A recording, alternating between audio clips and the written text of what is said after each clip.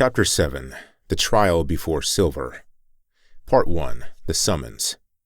The letter arrived on a Thursday, not delivered to Marcus directly. He had no permanent address, no mailbox, no way to receive official correspondence. It went to the community center, where he taught literacy classes. The director, a woman named Keisha Washington, who had been running the center for 15 years, brought it to him during the evening session. "This came for you," she said, her expression troubled. "Certified mail from the city." Marcus opened it while his students worked through a reading comprehension exercise. The letter was printed on official letterhead, dense with bureaucratic language.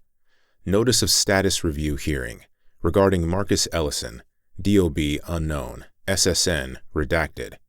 You are hereby notified that your legal status within the municipal jurisdiction is under administrative review pursuant to Municipal Code Section 47.3b regarding documentation irregularities and verification of legal presence.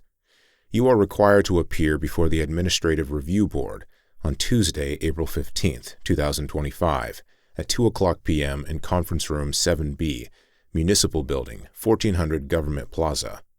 Failure to appear will result in automatic status revocation and removal proceedings. This is not a criminal matter. This is an administrative review. You are not entitled to legal representation, though you may bring documentation supporting your legal presence. Sincerely, Office of Municipal Compliance. Marcus read it twice, felt the weight of it settle. This was it, the moment the pattern demanded. The system moving to erase what it couldn't control, couldn't explain, couldn't absorb. Administrative crucifixion, death by paperwork. One of his students, Jerome, the young man Judge Rodriguez had released into treatment, noticed Marcus's expression. "You okay, man?" "Yeah," Marcus said quietly. "Just bureaucracy being bureaucracy." But he wasn't okay, because even knowing who he was, even remembering his divine nature, even understanding the pattern, the human part of him was afraid, the part that had been beaten in prison, the part that had lived in poverty for 35 years, the part that knew what it felt like to be erased by systems that didn't see you as human. That part was terrified. After class, Marcus walked to the bench where he'd met James, sat in the dark, prayed, not the prayers of the divine Son to the Eternal Father, the prayers of a scared man to a God he trusted but didn't always understand. "I know this is the way," he whispered. "I know the pattern has to complete. Death, then resurrection. Erasure, then revelation. The seed has to fall and die before it multiplies." He paused. "But I'm scared.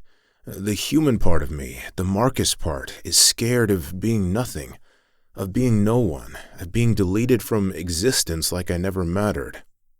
Silence. Then, from somewhere deeper than thought, the answer. "You've always been nothing in the eyes of the world. That's why you can testify to grace. Because you know what it means to be counted as nothing by silver and everything by gold." "I know," Marcus said, "but knowing doesn't make it hurt less." "No, it doesn't. That's what incarnation means.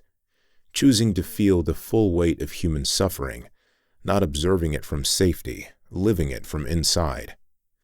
Marcus sat with that, then asked the question that had been haunting him since he remembered who he was.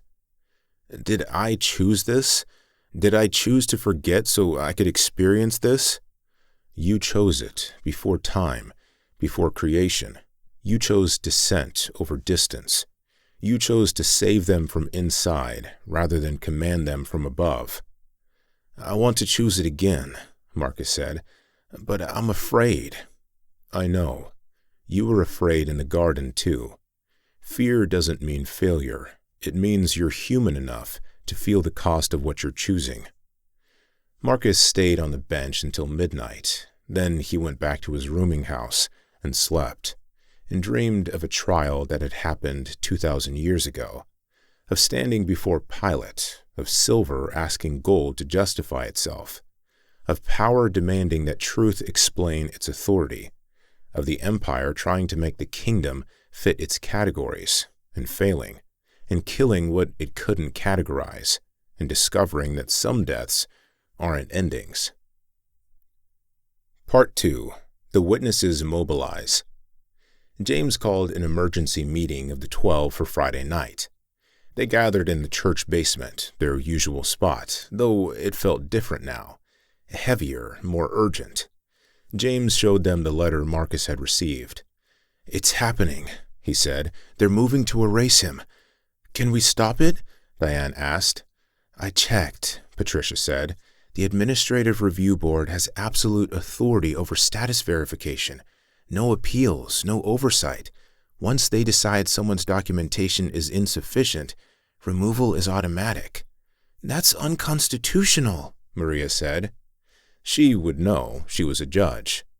"Actually, it's not," Gerald said quietly. Municipal Code Section 47.3b was passed after 9/11. Anti-terrorism provisions designed to allow rapid removal of individuals who couldn't prove legal presence. It's been used mostly on immigrants, but technically it applies to anyone. "And Marcus can't prove legal presence," Sandra said, "because he was never legally born. He was found, no birth certificate, no documentation of origin." "So they can just delete him," Angela said, "make him legally non-existent, and then remove him from the jurisdiction." "Where would they remove him to?" Diane asked. "He's not from anywhere. He was found here." "Doesn't matter," Patricia said. "Once he's administratively erased, he becomes the federal government's problem. Immigration and customs enforcement, detention, deportation to nowhere." The room was silent. "We have to testify at the hearing," James said. "Character witnesses, people who can vouch for his presence in the community, his value, his—" "They won't care," Maria interrupted. "This isn't about character, it's about documentation. Either he has papers or he doesn't. And he doesn't." "Then we make this public," Diane said. "Press conference, expose what they're doing, create political pressure." "And say what?" Gerald asked. "That they're erasing Jesus Christ? That'll go over well." "We don't have to say that," Diane urged. "We just expose the injustice. A man who's lived here for 35 years, who's never committed a crime since his release, who teaches people to read for free, being erased because of a technicality?" "It might work," Sandra said. "Create sympathy, make it politically costly to proceed." James shook his head. "Marcus won't want that. He's never sought attention, never built a following. This is supposed to be quiet. The pattern is quiet." "The pattern is death," Patricia said softly. "Are we supposed to just let him die?" "We're supposed to bear witness," James said. "That's what he asked us to do. Document what happens, preserve the testimony, trust that resurrection comes after crucifixion, not instead of it." "I can't," Maria said, her voice breaking. "I can't just watch them erase him. I'm a judge. I'm supposed to fight this kind of injustice." "Then fight it," James said, "but not by preventing the pattern. By testifying to it, by making sure the world knows what they're doing, what they tried to erase, who they couldn't contain." "A gospel," Sandra said for the third time. "A testimony," Patricia corrected for the third time. But this time she smiled sadly. "Though I guess that's what gospels are, aren't they? Testimonies of witnesses who saw death try to erase grace and fail." They sat in silence. Finally, Gerald spoke. "I'll be at the hearing, and not to prevent it, but to witness it, to document what they say, how they justify it, what language they use to make erasure sound reasonable." "Me too," Patricia said. One by one, the 12 agreed. They would attend. They would witness. They would document, but they wouldn't interfere, because the pattern demanded completion, and interference would only delay what had to happen. Part 3. David Merchant's Certainty. David Merchant reviewed the Administrative Review Board's agenda with satisfaction. Marcus Ellison's case was item 7 of 12, buried in the middle. Nothing special, nothing dramatic, just a routine status verification hearing. The board consisted of 3 officials: a city attorney who specialized in municipal code compliance, a representative from the Social Services Department, a representative from the Office of Records Management. None of them knew they were erasing Christ. They thought they were correcting a clerical error. That was the beauty of bureaucratic violence. No one person was responsible. No one made the decision. The system just processed.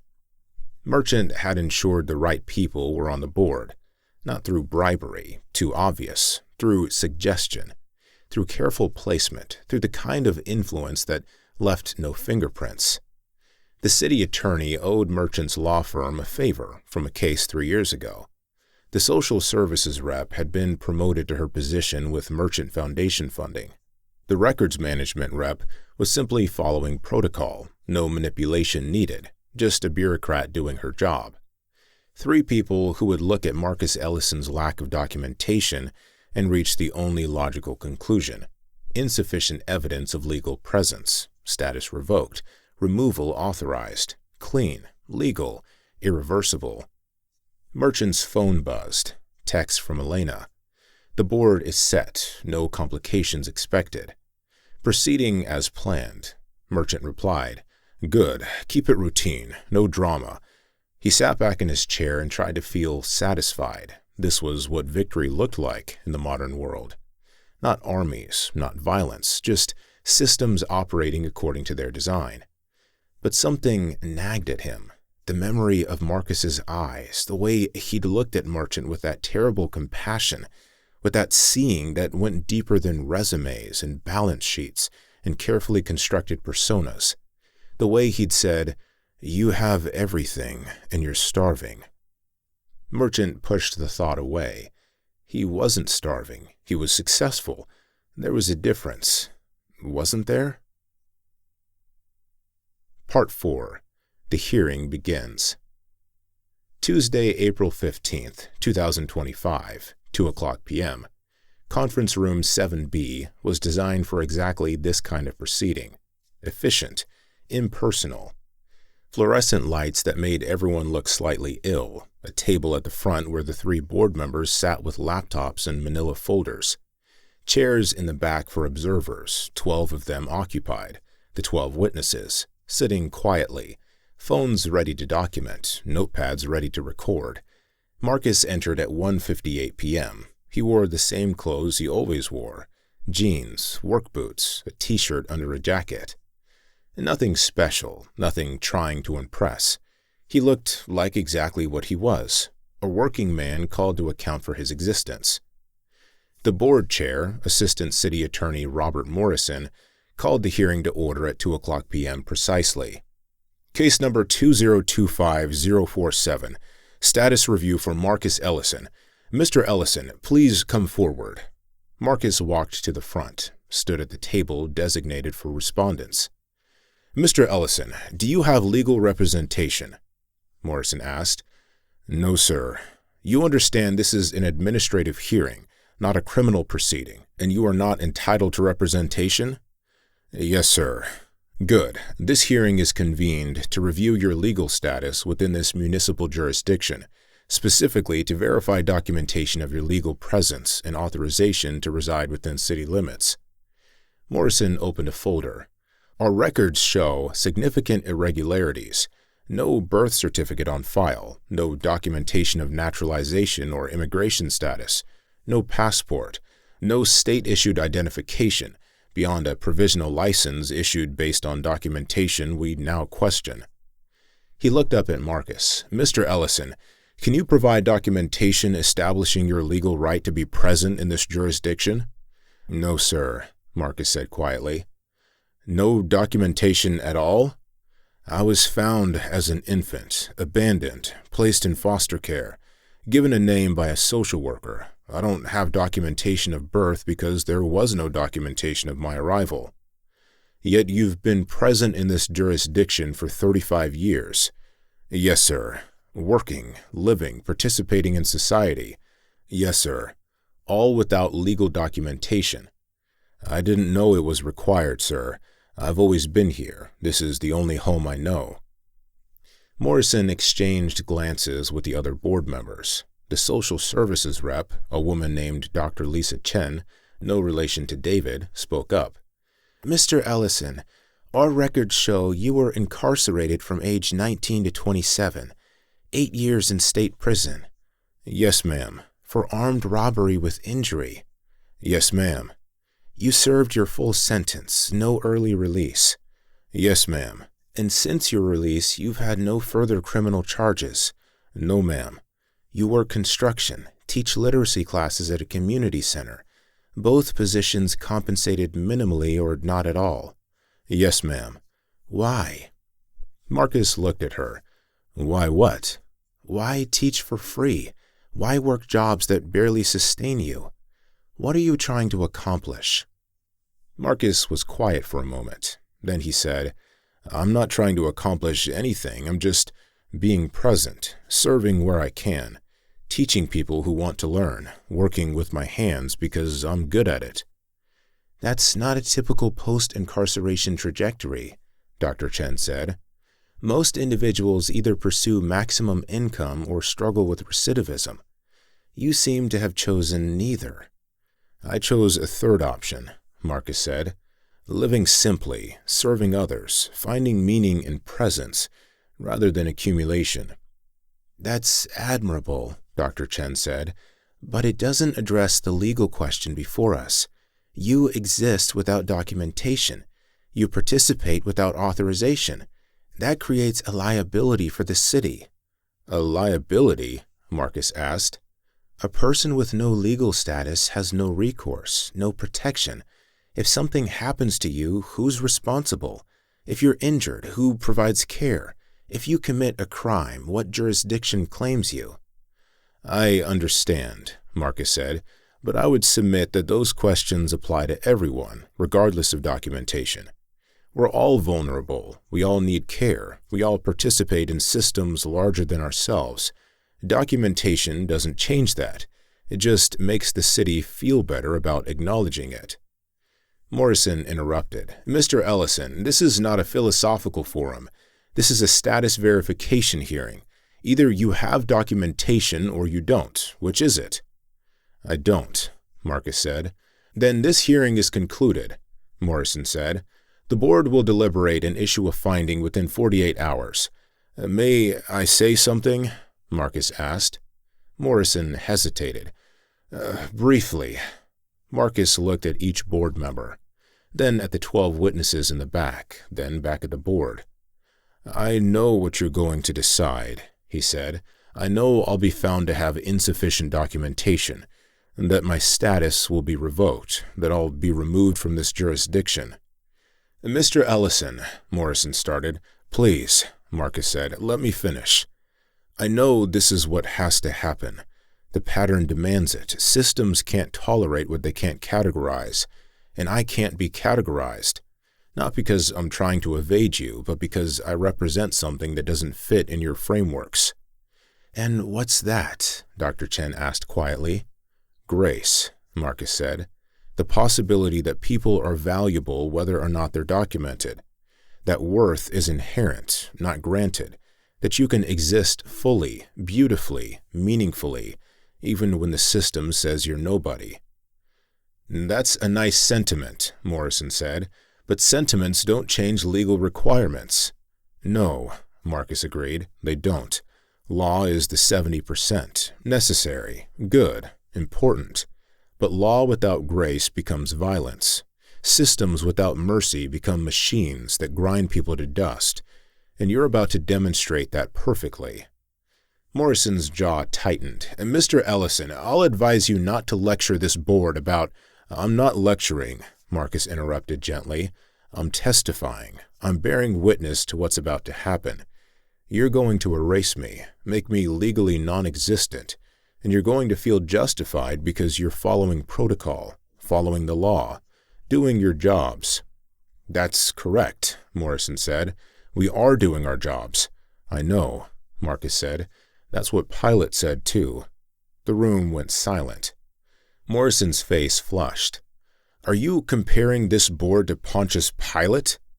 I'm comparing every system that erases people to every system that's ever erased people. The methods change, the justifications evolve, but the pattern remains the same. Those with power deciding that those without power don't have the right to exist. This is administrative law, Morrison said sharply, not persecution. It's both, Marcus said.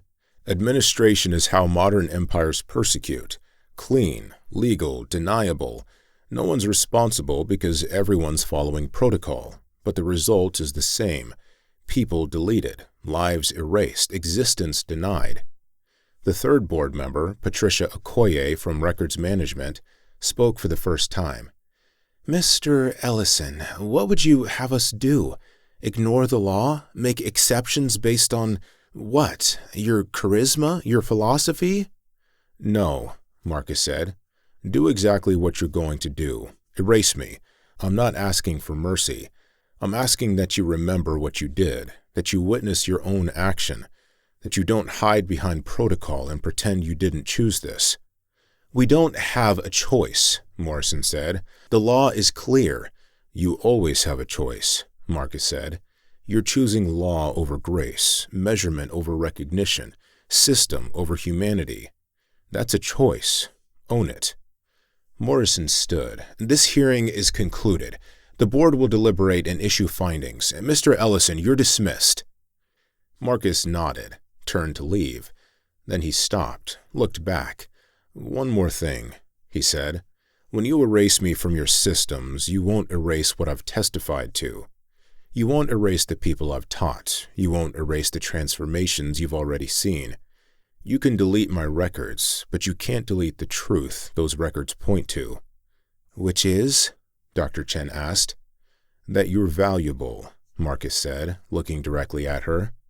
Not because you have documentation, not because you serve on boards or hold positions, but because you exist, because you're seen, because you're accounted for by something bigger than these systems. He smiled. Even when the systems delete you, the accounting remains. That's grace. That's gold. That's what you can't erase. Marcus walked out. The 12 witnesses stood and followed him. The board sat in silence for a long moment. Finally, Patricia Okoye said quietly, Who was that man? Morrison shuffled papers. Someone who doesn't exist, legally. That's our job, to make it official. But his hands were shaking. Part 5. The Deliberation. The 3 board members sat in conference room 7B for 15 minutes after everyone left. None of them spoke. Finally, Morrison broke the silence. We need to deliberate. What's to deliberate? Patricia asked. He has no documentation. The law is clear. Status revoked. Removal authorized. He compared us to Pontius Pilate, Dr. Chen said quietly. So? Morrison said. People compare bureaucrats to all kinds of things when they don't get what they want. It doesn't change the facts. The fact, Patricia said, is that we're about to make a human being legally non-existent. That should at least make us uncomfortable. It does make me uncomfortable, Morrison admitted, but discomfort doesn't change our legal obligation. What if he's right? Dr. Chen asked. What if we are choosing this? What if we do have options we're not considering? Such as? Morrison challenged. Humanitarian exception, a hardship waiver, community integration consideration. The municipal code has provisions for discretionary judgment in cases of unusual circumstance. Those provisions apply to immigrants with partial documentation, Morrison said, not to people with no documentation at all. He's lived here for 35 years, Dr. Chen said. That's not no presence. That's a lifetime. A lifetime without legal authorization, Morrison countered. Patricia leaned forward. Can I ask a question? Not legal, personal. Do either of you believe what he said about people being valuable whether or not they're documented? Silence. I mean, Patricia continued, we work in systems that measure everything, categorize everything, document everything. But do we actually believe that's how value works? That you're worth what you can prove? That's not the question before us, Morrison said. Maybe it should be, Patricia said. Maybe that's always the question. Every policy decision, every administrative action, are we measuring people or recognizing them? This is getting too philosophical, Morrison said. We have a job to do. The law is clear. Marcus Ellison lacks sufficient documentation to verify legal status. We issue findings accordingly. End of story. Except it's not, Dr. Chen said, because there are 12 people who witnessed that hearing, who heard us compared to Pilate, who will tell that story, and we need to decide if we're comfortable being remembered that way. I'm comfortable following the law, Morrison said. That's my job. If the law is unjust, change it, but don't ask me to ignore it. No one's asking you to ignore it, Patricia said. We're asking you to acknowledge what you're doing. He asked us to witness our own action, to own it, that's all. Morrison stood. Fine, I own it. I'm following the law. I'm doing my job, and if that makes me Pilate, so be it. At least Pilate had the courage to make the hard decision instead of abdicating responsibility. Pilate washed his hands, Dr. Chen said softly. He tried to abdicate responsibility even while making the decision. Well, I'm not washing my hands, Morrison said. I'm signing my name to the finding. Marcus Ellison, status revoked. Grounds, insufficient documentation of legal presence. Authorization, removal from jurisdiction, effective immediately. He pulled out the official form, signed it, dated it. There, he said. Done. Dr. Chen, Miss Okoye, your signatures? Dr. Chen hesitated. Can we at least give him time? Delay implementation? Let him, prepare? For what? Morrison asked. He knew this was coming. He said so himself. The pattern demands it, he said, whatever that means. I think, Patricia said slowly, he means that this has happened before, that systems have tried to erase grace before, and that it didn't work. Well, it'll work this time, Morrison said, because grace isn't real.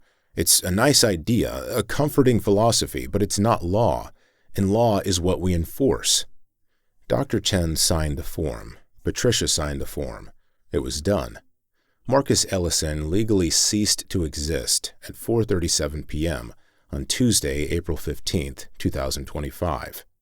Not dead, just erased. Not executed, just deleted. The modern crucifixion. Clean, legal, documented. Part 6. The 12 bear witness. The witnesses gathered in the church basement that night. They'd all documented the hearing, taken notes, recorded Morrison's words, Dr. Chen's hesitation, Patricia Okoye's questions. They'd witnessed Pilate washing his hands while signing the execution order. It's done, Gerald said. He's erased. Legally non-existent. Removal authorization issued. When? Diane asked. Within 72 hours. Immigration and Customs Enforcement will be notified. They'll detain him for deportation proceedings. Deport him where? Sandra asked. He's not from anywhere. Doesn't matter, Patricia said. The jurisdiction just wants him gone, out of the city, out of the records, out of sight. So what do we do? Angela asked. James stood. We do what we were called to do. We bear witness. We document what happened. We testify that they tried to erase grace, and we saw it happen. And then? Maria asked. And then we wait, James said, for the resurrection, for the moment when what they deleted comes back, when what they erased reveals itself, when what they crucified rises. You're talking like you believe he's actually Christ, Angela said.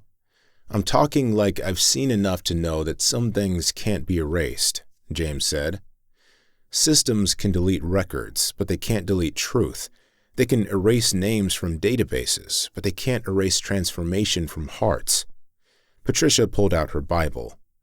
In the book of Acts, after Jesus is crucified and resurrected, the disciples are brought before the Sanhedrin. The council tells them to stop teaching about Jesus, and Peter says, "We must obey God rather than men." She looked around the room. "We're in the same position. The system has spoken. The law has been enforced. Marcus is officially erased. But we saw him. We were transformed by him. We witnessed something that doesn't fit the categories." "So we disobey?" Diane asked. "No," Patricia said. "We obey something higher. We continue bearing witness. We continue living according to what we learned. We continue teaching that people are valuable, whether or not the system documents them." "That's sedition," Maria said. "That's challenging the fundamental legitimacy of legal systems." "Yes," James said. "It is. That's what the gospel has always been. Not a comfort, a challenge, not validation of the status quo, confrontation with it." They sat in silence. Finally, Sandra spoke. "We need to add this to the testimony, the trial, the erasure, the moment when silver tried to delete gold." "A gospel," she said again. "A testimony," Patricia corrected again. But this time she added, "of death and what comes after." They wrote through the night, 12 perspectives on the same hearing, 12 witnesses to the same crucifixion. Not violent, not bloody, but death nonetheless. Death by bureaucracy, death by law, death by systems that couldn't tolerate what they couldn't categorize. By morning, they had 27 new pages. They divided them among the 12, each person carrying pieces of the whole, each person responsible for preserving fragments, so that no single erasure could destroy the testimony. No single deletion could eliminate the witness. No single system could contain what had been seen. They were the 70, the ones sent ahead to testify, the ones who'd seen death try to erase grace, and who waited now to see if resurrection was more than metaphor, if the pattern would complete, if the kingdom would come, not through power, but through presence, not through conquest, but through being conquered and rising anyway. Part 7. Marcus Waits. Marcus spent the 3 days after the hearing in his rooming house. He didn't hide, didn't run, just waited. He knew ICE would come, knew the process, detention, deportation hearings, the bureaucratic machinery that would try to physically remove what had been legally erased. But he also knew something they didn't. You can't deport someone who's already everywhere. You can't remove someone who exists in the hearts of people you can't reach. You can't erase someone who's already been written into the fabric of reality itself. Marcus prayed, not for rescue, not for intervention, not for the cup to pass. He prayed for faithfulness, for the strength to complete the pattern, for the grace to endure what had to be endured. And he prayed for them, for the 12, for the 70, for all the people who'd been marked accounted for and didn't know why, for the city that thought it had erased him, for the empire that thought it had won, for David Merchant and Robert Morrison and all the people who served systems without questioning them. He prayed that they'd see, eventually, when the pattern completed, when resurrection proved that death wasn't final, when the kingdom came, not through their permission but through their resistance, because grace was patient, grace could wait, grace had eternity, and silver, no matter how precisely it measured, how efficiently it circulated, how completely it dominated, was always, ultimately, temporary, built on scarcity, maintained by fear, sustained by the lie that worth was earned. And when that lie finally collapsed, as it always eventually did, gold would still be there, waiting, patient, eternal, the foundation that never left, even when silver forgot it was standing on it. On the 3rd day at dawn, ICE agents came, not violently, not dramatically, just 2 men in uniforms doing their jobs. "Marcus Ellison?" "Yes. We have authorization for your detention pending deportation proceedings." "I understand. We need to take you into custody." "I know." They handcuffed him gently, read him his rights, even though this was administrative, not criminal. led him to their vehicle. As they drove away from the rooming house, Marcus looked back at the city that had birthed him and broken him and transformed him, the city that had taught him what it meant to be human, the city that was trying to erase him. And he smiled, because you can't erase what never depended on your recognition in the first place. You can only reveal your own blindness. The pattern was completing. Death was doing its work, and resurrection, patient, inevitable, already guaranteed, was waiting in the wings.